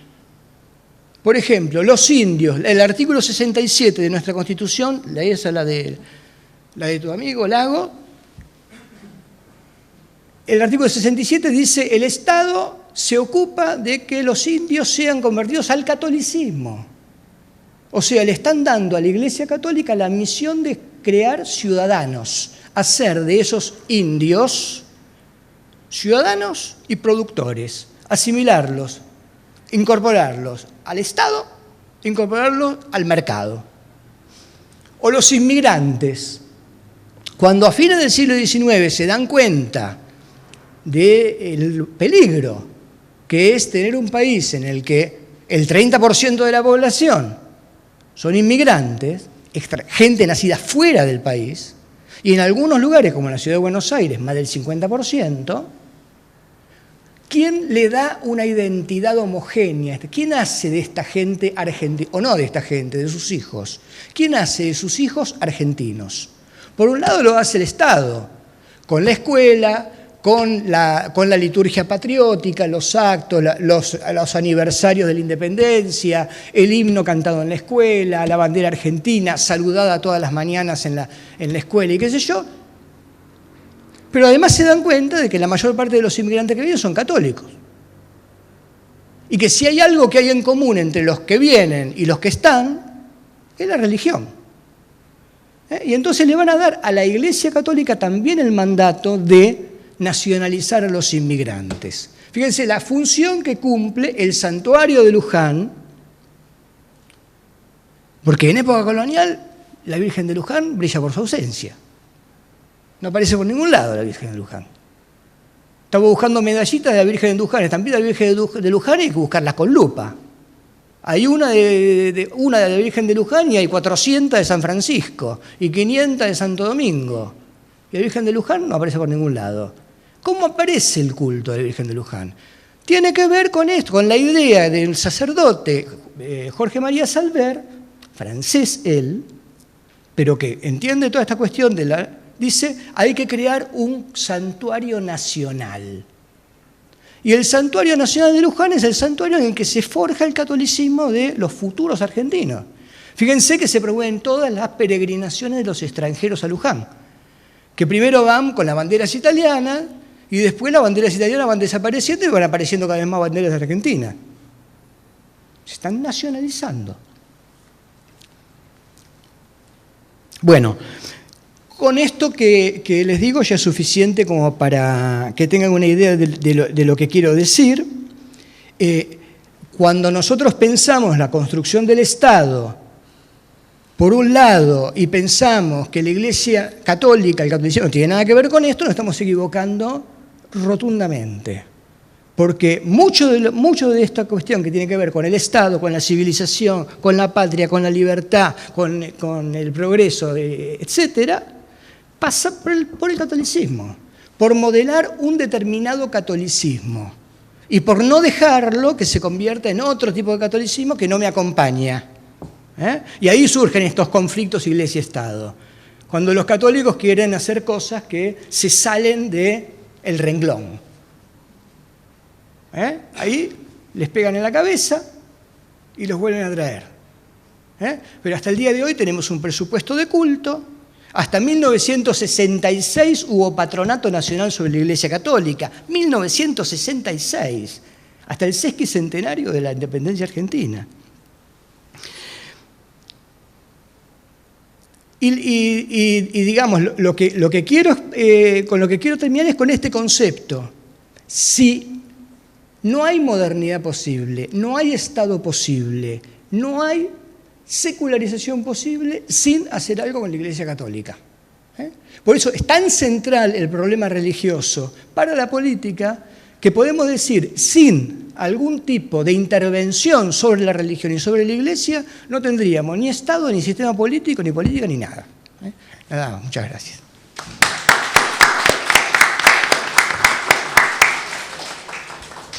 Agradecemos entonces a Roberto, a Fabio y a Ricardo.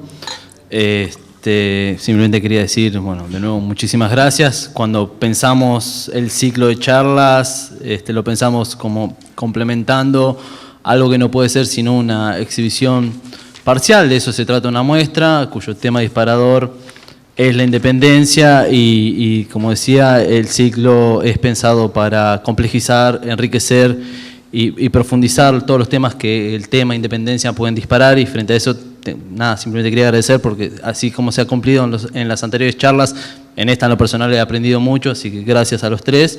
Y abrimos entonces el espacio por si quieren hacer alguna pregunta, consulta o comentario. Sí, por favor. Bueno, primero muy agradecido porque esta exposición cronológica que empieza después de la independencia es muy interesante para saber cómo asustó la revolución y cómo se pusieron los pelos de punta cuando vieron que la cosa se ponía difícil. Bueno, después pasando rápidamente al tema del intento de recuperación del orden establecido por parte de los estados, también es otro aspecto de lo que yo entiendo, si discúlpenme esa que es su opinión, que es concretamente la disputa por la heredad que la Argentina vive entre el año 1810 y lo que podría llamarse la construcción del Estado Nacional Roquista. Es una opinión. O sea, pero volviendo al tema de la Iglesia Católica, yo he leído con mucho detenimiento un libro de Néstor Tomás Sausa, Católicos y Liberales, que expresa mucho lo que usted dice, ¿no? Ahora, en realidad siempre fue una sociedad. ¿La idea? Siempre fue una sociedad. Es la sociedad del poder, de los dos poderes. ¿Cierto? A tal punto que cuando avanza demasiado el poder de la Iglesia, los tiempos de Trujillo, digamos, se termina la nación con el Vaticano en 16 años. Es decir, la postura de Eduardo Wilmer de quitarle la posibilidad de la educación, no solo la educación, sino el registro civil, evidentemente afecta muchísimo el poder de la Iglesia. Entonces yo lo que creo que es una lucha de poderes, una lucha objetiva de poderes entre nuestros políticos liberales, que en general son conservadores, y nuestra Iglesia, que poco tiene la ortodoxia y bastante liberal. Eso es un poquito, me parece, que es la eterna grieta y la eterna protección que hay en la sociedad, que nadie lo que dice. Eso no sé qué lo pienso al respecto. Una iglesia llena de fatuas, de concesiones, las fatuas son de los árabes, o llena de concesiones a las conveniencias de la economía, y un Estado que sin tener absolutamente nada que ver, particularmente en la época de Roca, negocia con la iglesia por la necesidad de la contención del pueblo, ¿no es cierto? Que siempre va a estar más cerca de un cura que de un ministro. ¿Usted piensa eso? Bueno, me viene como anillo al dedo lo que usted dice, porque el libro de Ausa, el problema que tiene el libro de Ausa, es que justamente él habla de católicos y liberales. Cuando todos los católicos se dicen que son liberales y todos los liberales se dicen católicos. Entonces ahí hay un problema. Pero fíjense esto, ¿no? Es muy oportuno porque esos chisporroteos que hay con las leyes laicas, ¿no? Con la educación común, 1800... Es fuego de paja. Empieza en 1882 con el Congreso Pedagógico, 1884 la educación común, el mismo año el registro civil, 1888 el matrimonio civil, y se terminó. Fíjese otra cosa, en 1884, que es años y conflictivos y los hay, fue el año que el Estado argentino dedicó mayor cantidad de dinero a la construcción de templos. Y el general Roca, que tenía en su gabinete a 5 ministros, de los cuales 4 tenían a sus hijos en el Colegio del Salvador, el general Roca aparece siendo padrino de una iglesia en Goya y prometiendo los recursos del Estado para construir la iglesia de Goya. Entonces lo que quiero decir es, son ajustes, ¿no? Relaciones de fuerza. Es como decir, mira, la educación común te la vas a bancar. Te vas a bancar que yo ponga esta ley, te vas a bancar el registro civil, te vas a bancar los cementerios, te vas a bancar el matrimonio civil. Pero después se negocia, ¿no? Yo lo voy a decir con una metáfora, que es la que yo siempre le doy a mis alumnos. Cuando ustedes van a comprar un auto, el auto puede tener airbag, puede tener alzacristales electrónicos, puede tener un estéreo mejor o peor, y qué sé yo. Pero volante va a tener, freno va a tener, embrague va a tener, eso lo va a tener. Bueno, la laicidad argentina es la laicidad de mínima, es el auto base. Un registro civil tenés que tener, una educación tenés que tener, cementerios tenés que tener, matrimonio civil tenés que tener. Porque si no, no tenés ciudadanía, no tenés estado de la... Lo demás lo negociaron todo. No sé si con esto... Yo no entendí una palabra que usted dijo, por eso no le puedo contestarla. ¿Dijo heredad? Sí, la heredad. El país que queda en 1810, la confusión y demás, y resulta que todo el mundo ve que hay muchas cosas. Y ahí comienza una disputa que es la ocupación física del país. Hasta que el alambrado de Newton, Hudson cuenta muy bien que se podía atravesar el campo, como caminar por las calles. Ahí después es un concepto, después viene el Código Civil de Bellas Artes, muy ordenado, que en cierto modo la palabra jodió bastante a las oligarquías famosas y demás por el tema de la cantidad de hijos, de la división de la propiedad. Pero es cierto que hay una disputa de la heredad, el país poderoso, el país empieza a crecer, el país tiene valor, el valor cada vez más agregado, y ahí hay disputas, hay guerras, hay escaramuzas, hay peleas, hay cuestiones concretas vinculadas al dinero. Al poderoso país que es la Argentina actualmente y que sigue siendo un país agropecuario, porque pasan los años y las vacas siguen siendo estatuas en el templo, ¿no? Entonces que ahí se disputó la heredad que se consolidó después de manera definitiva. Pero fueron, digamos, la herencia colonial fue procesada en distintos momentos por distintos gobiernos con una formaciones de Estado y formaciones políticas diferentes, ¿no? Y uno esperaría que después de la caída de Rosas, digamos, la disputa sea no volver al pasado, o digamos a la tiranía, o y avanzar hacia el progreso, y bueno, esa parecía ser la disputa que se le presenta a Lagos, ¿no? Y aparecen estos paisanos, estos campesinos, diciendo que bueno, ¿no? Que toda la historia, digamos, como mirando el más largo plazo, eso es muy interesante, ¿no? Como que la historia de fracasos ha sido una historia que incluye a nuestros padres fundadores, a los directores, todo eso, y lo sitúan en la década revolucionaria, el comienzo de estas batallas permanentes, guerra de intereses, etcétera, y me parece que hay que creerles en algún sentido en que ya hacia 1853 ya empiezan a decir los de la campaña: estamos cansados de pelear, estamos fatigados de las guerras. Y entonces cuando uno lee a Urquiza y cómo él ve que Buenos Aires le quiere hacer la guerra, y él trata de decir que bueno, que no, que evitemos una guerra, hay ya una especie de política de la paz y de la fraternidad entre las provincias que va a ser el principio de una unidad constitucional, ¿no? En la época de Rosas esto todavía no estaba presente, ¿no? Entonces a mí me llama la atención eso, lo que dice Lagos y lo que dice Urquiza acerca de que las condiciones están dadas para que haya un mutuo reconocimiento y respeto entre las provincias. Eso no ocurría en la época de Rosas, porque Rosas pensaba que las otras provincias eran pobretonas y salvajes, digamos, que las podía controlar o invadir. Entonces, como que, digamos, la herencia colonial ha dado paso, digamos, a una serie de transformaciones que podrían ir en un sentido de progreso institucional y gobierno de la libertad con orden, o podrían ir en esta otra dirección que habían ido hasta entonces, que eran idas y vueltas, entre tanto algún que otro caudillo tomando facultades extraordinarias, ¿no? Entonces,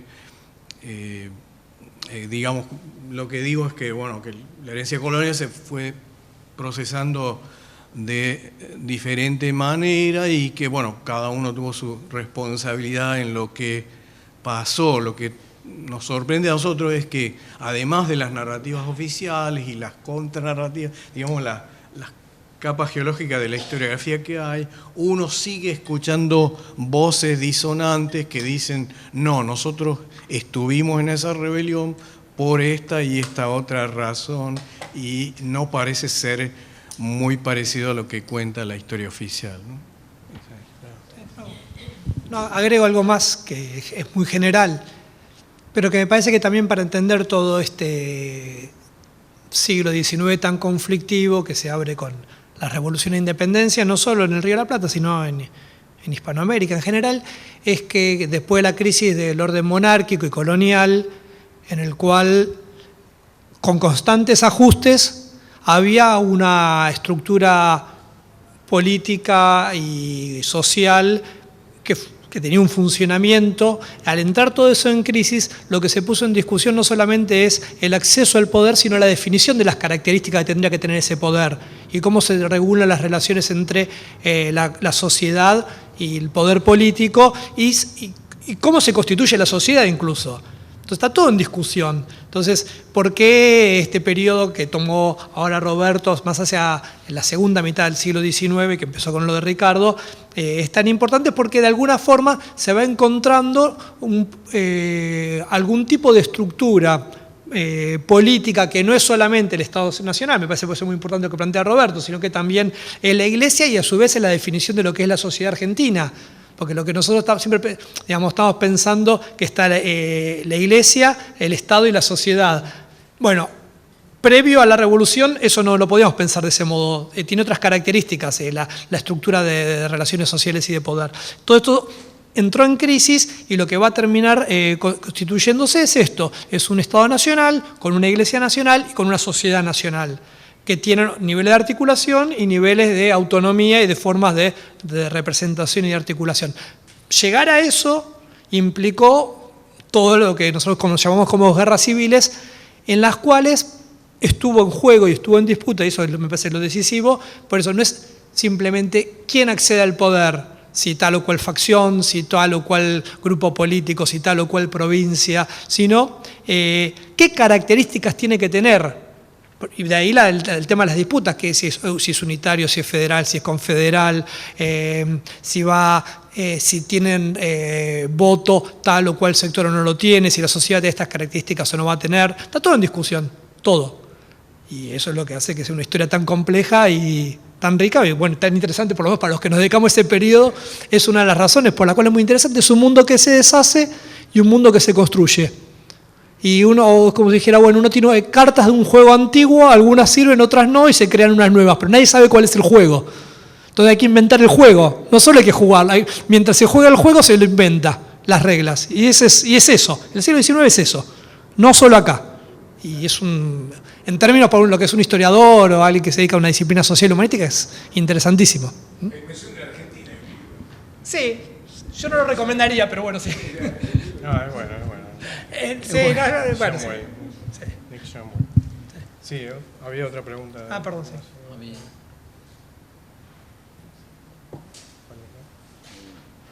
Hay alguien no nombrado que es el ejército.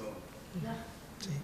Me parece que es como alguien, no queremos nombrar a la soga, ¿no? En la casa del ahorcado, pero yo he visto en el caserón de Rosas, cuando cayó Rosas, empezó a funcionar la escuela de ejército, creo que primero y después de marina, pero ahí hay algo en la construcción del Estado Nacional y a mí me interesaba a Wasserman preguntarle quién podía liderar lo antitético de las élites, porque eso es interesante, porque quedaba como dos fuerzas, pero triunfaron las que triunfaron, pero las otras, algo también está como que no termina de decirse como una posibilidad. Sí. Digo primero lo del ejército, sí, es verdad, no nos referimos a eso, obviamente es una institución muy importante. Bueno, Roberto se refirió a la religión, se refirió también al tributo, obviamente la coerción, y una definición básica de Estado es el conjunto de instituciones que tiene la capacidad de coerción sobre un territorio. Es muchas más cosas que eso, pero la coerción es importante. Durante el siglo XIX coexisten dos estructuras de fuerzas bélicas, digamos, lo que es el ejército de línea, ejército regular y las milicias. En el caso de lo que presentó recién Ricardo es bien interesante porque son las milicias, son milicias, que no es lo mismo que el ejército regular, porque las milicias es alguna forma de, como una estructura, sería algo así como la organización armada de la sociedad. no una estructura específica cuya función es concentrar los recursos bélicos y demás. Es el ciudadano en armas. Es el ciudadano en armas o el vecino en armas previamente. Es decir, y lo cual todos los varones de 14 a 50 años más o menos tenían que formar parte. Es un tema porque en general sirven para defender tu territorio. Entonces, bueno, buena parte de los conflictos del siglo XIX, la milicia es muy importante. Es más, yo postularía más. La milicia es decisiva en el siglo XIX y los casos en los cuales se construyeron regímenes de poder político exitosos fueron aquellos, a diferencia de lo que muchas veces se cree, no donde se impuso el ejército, un caudillo militar de un ejército lineal, sino donde se impusieron las milicias. Tenemos el caso de Buenos Aires con Rosas. En 1820, las milicias de la campaña se imponen sobre el tercio de cívico de la ciudad. En 1829, las milicias de la campaña se imponen sobre el ejército de Lavalle. En 1833 ya se había impuesto también, aunque no llegó a un enfrentamiento, las milicias sobre un sector del ejército. En 1853 fracasa la milicia sobre la ciudad. Es la primera vez que las milicias de la campaña fracasan y va a dar otro destino. Me parece que eso es, viendo una perspectiva larga, es bien interesante. Es la primera vez que las milicias de la campaña no logran imponerse. Y es la primera vez que la ciudad se constituye ahí como un centro de poder con más fuerza, a pesar de que la campaña tenía poder. Entonces, el tema de lo militar, lo miliciano es muy importante. Uno puede ver un proceso, es distinto, pero lo mismo de cómo se consolida el poder en una provincia distinta, ¿no? En Buenos Aires, en Corrientes, donde se construye en la década del 20 y la del 30 una dirigencia política y un Estado con bastante poder y con bastante autonomía, las milicias se lograron imponer sobre el único intento que hubo de una intentora militar. Incluso Chile, que es como la república modelo y que se supone que son generales los que gobiernan durante varios periodos, ¿no? Pero lo cierto es que cuando hubo intento de golpe en 1838, cuando matan a Portales, en 1831 cuando matan a Portales, en 1851, en 1859, las milicias se imponen al ejército. Entonces es muy importante el tema militar en la primera mitad del siglo XIX en términos de milicias. La segunda mitad del siglo, el ejército se va a imponer sobre las milicias, el ejército que se va constituyendo en la guerra del Paraguay, en la represión de los conflictos del interior, los conflictos federales, en la campaña del desierto, y de algún modo, simbólicamente, todo este proceso se cierra en 1880. ¿Por qué? Porque el ejército nacional triunfa sobre las milicias de Buenos Aires, en combates sangrientos que mueren 2.000 personas en 2 días. Si uno quiere saber si algo importante está en juego, es feo decirlo, pero puede ver eso. Digamos, aunque las armas habían cambiado, eso es lo miliciano y lo del ejército.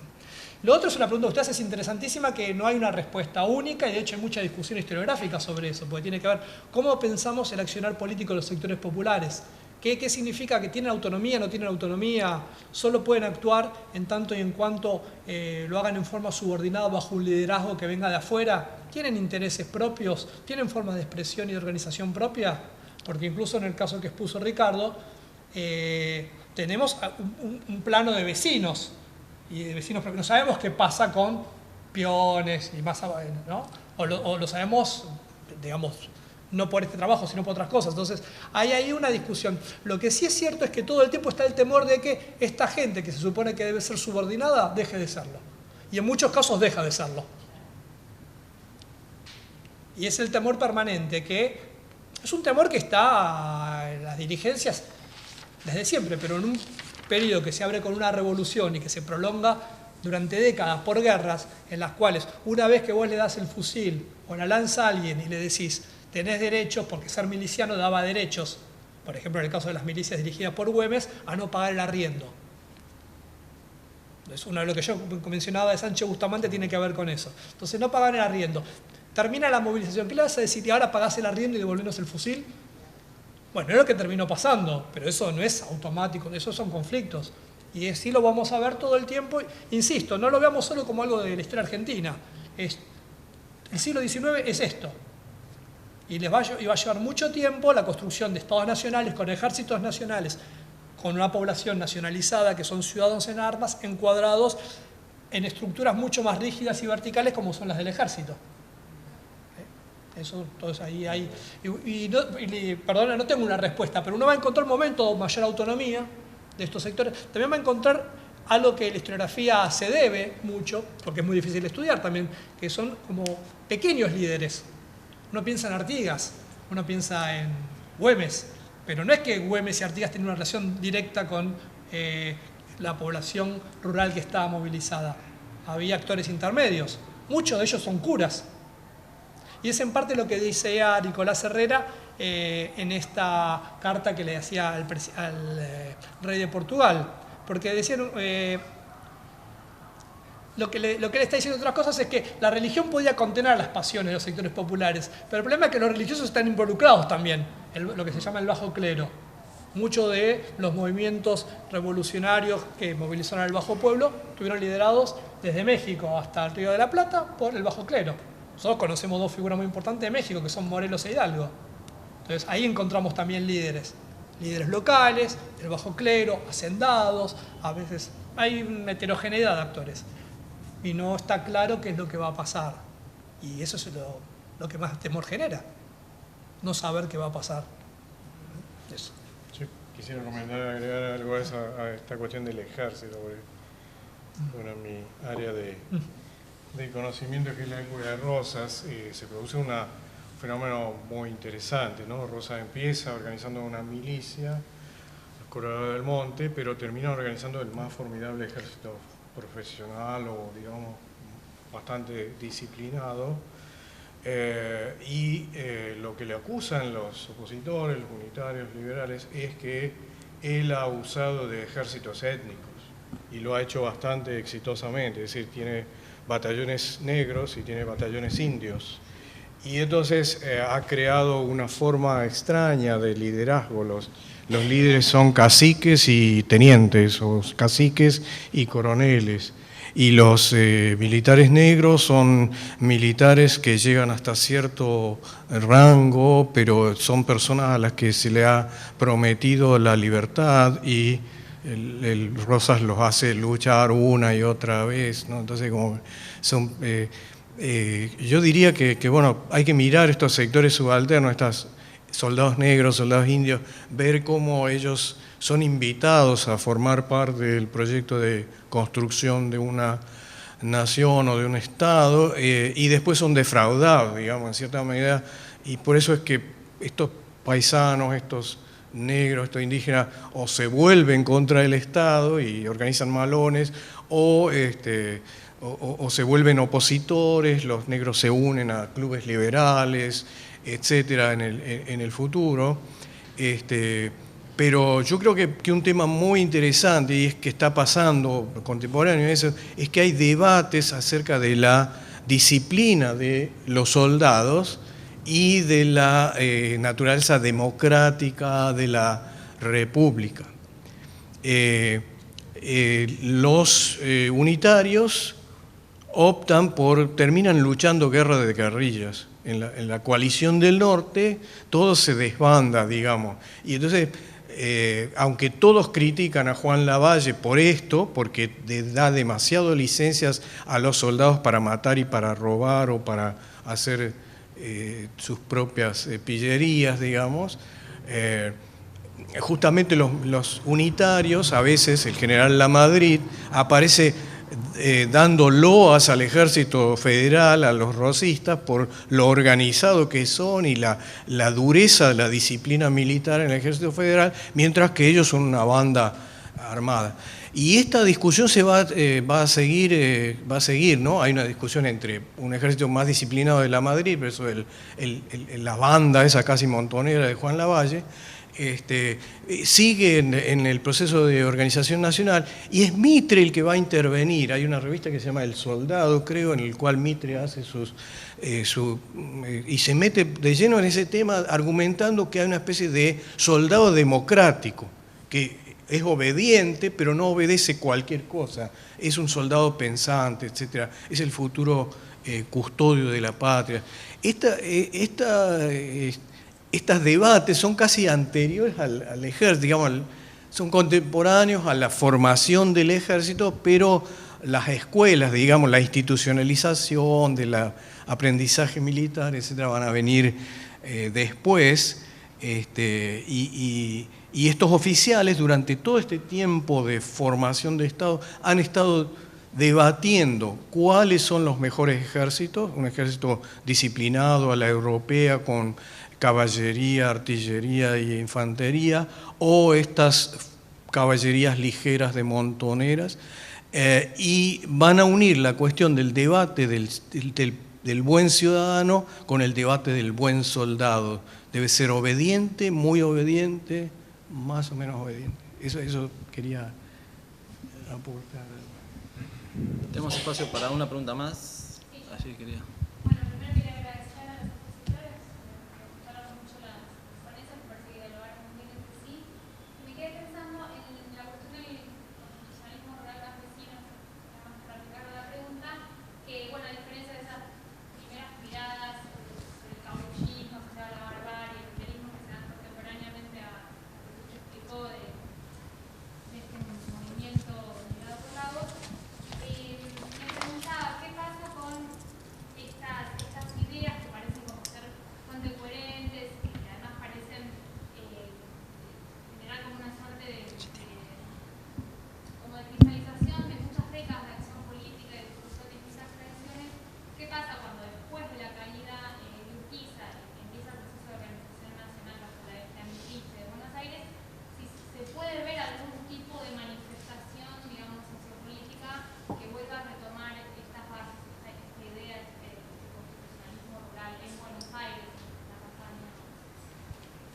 No que yo sepa, digamos que al final de mi libro Wandering Paisano, digamos, sobre la época de Rosas, tengo como la era post-Caseros, y bueno, uno usa las fuentes tradicionales que hablan de la persistencia, de una nostalgia por el rosismo y por el federalismo y por esta estructura de sentimiento favorable al caudillismo, pero esa otra tradición, bueno, sabemos que Alperín Dongui ha descubierto ese documento famoso que es 2 años posteriores, creo, a la rebelión de Lagos, en la cual de nuevo se quejan los propietarios de que se concluya el reclutamiento forzoso y que terminen las confiscaciones arbitrarias. O sea que me parece que hay una continuidad, hay una voz así que está en el trasfondo que está diciendo, bueno,